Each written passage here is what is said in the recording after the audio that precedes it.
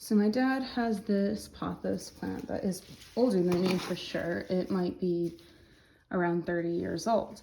And up until now, it had been doing pretty great. But over the past couple months, it's definitely been having trouble absorbing water. So the two causes of this are usually root rot or being root bound.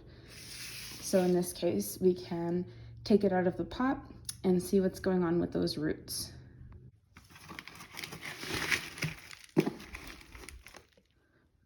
Yep, that is definitely extremely root bound. My dad wants to reuse this same pot because it fits in his plant stand. So what we're gonna do is go ahead and cut off a portion of this root ball and then add in some fresh soil, and then we'll see how it does from there. I'm just using a regular old bread knife. I found that this cuts through the roots just fine.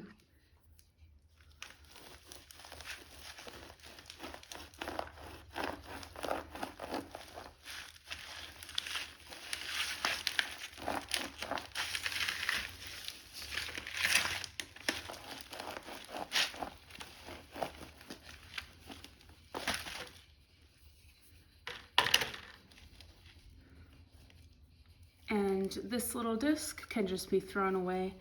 The nutrients in the soil at this point are going to be depleted. I've decided I also want to untangle these existing roots just a bit so that they have a better chance of growing down into the fresh soil. I'm just using my fingers to do this, being careful not to tear up the roots any further. Alternatively, you can also use a root rake or even a fork.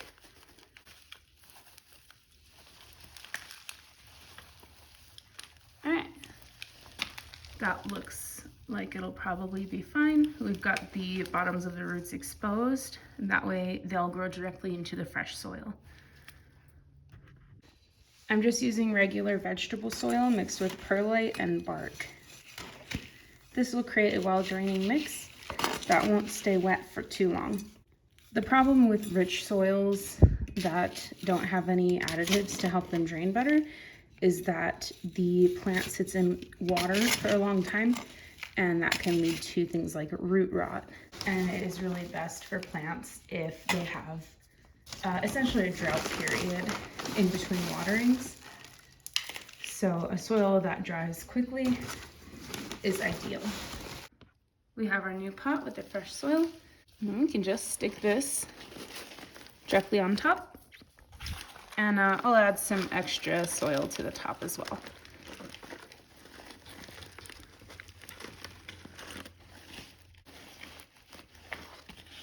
Now we'll just give this a good watering and let it recover.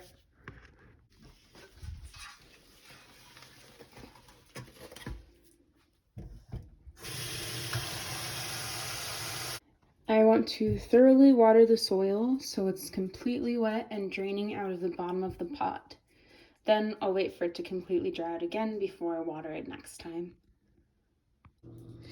Just for good measure, I'm going to remove some of these discolored leaves as well. When it perks up, we'll be able to better tell which leaves are not healthy, and I'll just remove them. For reference, this is a plant that was grown from clippings of my dad's plant. So this is about what it should look like if it was absorbing water correctly. Next time you can watch me repot my dad's other plants.